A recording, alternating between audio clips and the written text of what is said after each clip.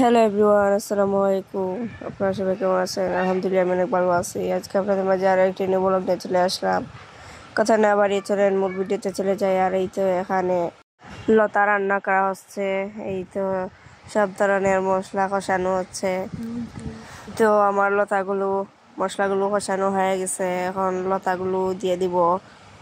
আপনারা আমার সাথেই থাকেন, দেখতেই থাকেন। ভিডিওটি ভালো লাগলে অবশ্যই একটি লাইক করবেন, কমেন্ট করবেন, সাবস্ক্রাইব করে ছোট্ট বোনটির পাশে থাকবেন। কোথাও কোনো ভুল হলে ক্ষমা দৃষ্টিতে দেখবেন। এই তো লতাগুলো দিয়ে সুন্দর করে নাড়াচাড়া করে ঢাকনা দিয়ে রেখে দিলাম। এই তো আবারও চলে আসলাম। লতা থেকে অনেক পানি বের হয়েছে। মাছের শুটকে লতা রান্না করা হচ্ছে। এই তো আবার ঢাকনা দিয়ে রেখে দিলাম। আর এই তো এইদিকে শাক কিনা হয়েছে, এখন শাক বানানো হবে।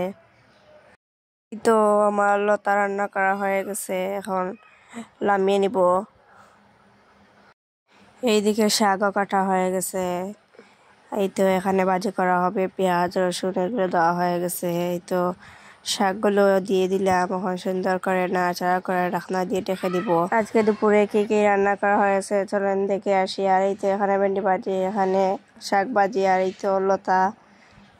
আজকে পর্যন্ত সবাই ভালো থাকবেন, সুস্থ থাকবেন। আল্লাহ হাফিজ, আসসালামু আলাইকুম। ভিডিওটি ভালো লাগলে অবশ্যই লাইক করবেন, কমেন্ট করবেন, সাবস্ক্রাইব করে ছোট্ট বোনটির পাশে থাকবেন।